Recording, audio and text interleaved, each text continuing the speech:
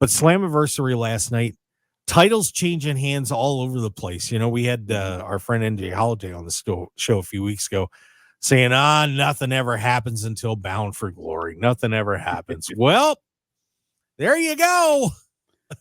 There was a lot of things that happened. I mean, man, it felt like every other segment had like a major change to the dynamic that is TNA. Yeah, this was just from start to finish a wild night, and I'm just pulling my results page up here real quick, so please bear with me. There we go. But unfortunately, travel plans disrupted a little bit, but it wasn't too bad. I know some other cards got devastated. Like the GCW card got just smashed because of travel issues from the cloud strike, which messed us up here too at the station, by the way. That was fun.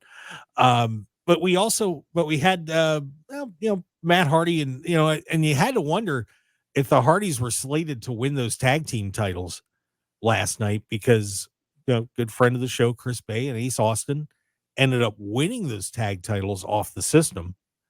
So I'm curious. Do you think I think the Hardys were going to be the ones to get those belts last night, and they just called an audible? So the verbiage again, this is all conjecture when I say any of this, because there are people who reach out to me like, well, all these people at TNA and ... I'm like, no. Nobody has told me anything. I keep that distance. But I heard, Thursday night after they aired this segment where Jeff Hardy gets injured on air, that was because Jeff can't go to Canada. Right. Because of some previous concerns about his criminal background. Okay, so then they had to. I don't think they called an audible. I do think this was planned. Maybe they didn't know then with everything else that then ended up happening, who was going to end up exactly where they were. But now you have brand new TNA Tag Team Champions. Yep, they are now 3-time champs. ABC is back all on top. Gosh, I'm gonna text Chris Bay and tell him he's getting a little greedy over there, winning all these belts. I know he wants more though, but a big tag team title win there, and the system got more decimated in the main event. We'll get to that in a little bit, but I'm not sure how I feel about this, because AJ Francis has been doing some incredible work over there in TNA ever since he got dropped out of WWE. Mm-hmm. And was the digital media champion, and he also had purchased the Canadian International Heavyweight Championship, which I looked up the history on. That belt hasn't been active since the 80s. So good for him. Right. It's just interesting idea to revive that. They had that in a taping about a month ago. But PCO knocks him off.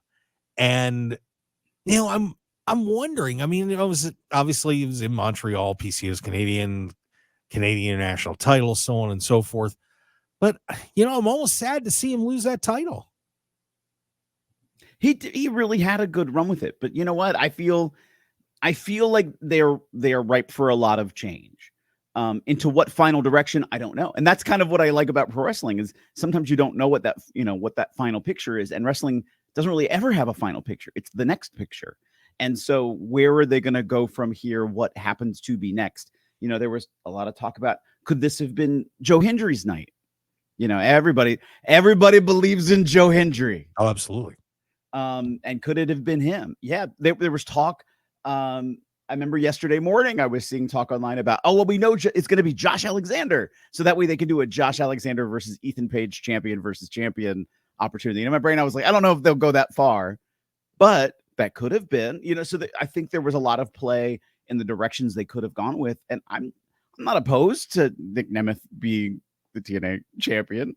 But I do think Moose had his time. I think, okay, now it's time to refresh and change. And I am curious now what that does mean for Bound for Glory, because there was also no announcements about anything coming for Bound for Glory. Yeah. Two more title changes. One you mentioned there. We'll get to breaking that down a little more in a sec. Mustafa Ali loses the X Division title as his first loss in TNA to Speedball Mike Bailey. So another Canadian picks up a title up there. But as we mentioned, they pull out Earl Hebner. You get a referee knocked out, and Earl Hebner is brought in by Ali to try and pull a screw job on Mike Bailey. The crowd is going insane as they're getting ready to as Ali puts him in a sharpshooter, but Hebner redeems himself in the eyes of the Montreal fans, doesn't do it, and Mike Bailey wins the X Division title. So the reign of Ali is over as well. But that was what a clever move. Somebody back there was thinking, and of course the TNA creative team just got turned over pretty heavily, but that was something else. What a decision to make a play like that.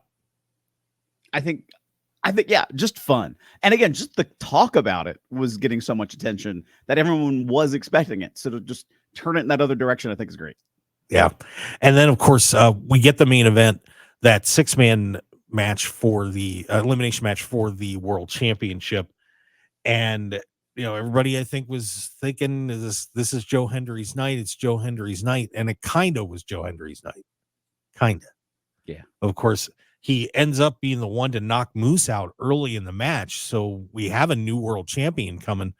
But then Josh Alexander just tears into him, knocks him out. And just like that, Joe Hendry is out of there midway through this match. And it ends up going down to Nick Nemeth and Frankie Kazarian. And Nick Nemeth, who, I think a lot of us was expecting to have won the title here in Las Vegas back in April, is now the TNA world champion. And you don't get Joe Hendry, but you get a great story with Nick winning the TNA world title after just being lost in the shuffle in WWE for so long. And, we had him here in the studio, and I got to talk to him even a couple days before that. Just a great guy, and I can't be happier for him. What a redemption story for Nick Nemeth. Absolutely. I mean, I feel, it was coming for him. I felt like the championship was going to be his at some point. So to have it be realized now, I think is great. Yeah. And, it just goes to show that sometimes you got to have a little patience in pro wrestling. You can't just knee jerk react. And, look, but I want it now. Yeah. And I will admit, I was one of those people that I wanted Nick to win. And it's nothing against Moose. Moose is a great guy. I think he's a terrific in the ring, but geez, I wanted Nick to win that night over here in Las Vegas so bad. And, it didn't happen. I was so surprised. I mean, the whole, they did such a massive publicity tour around Las Vegas, and it was just a shocker to not see him win.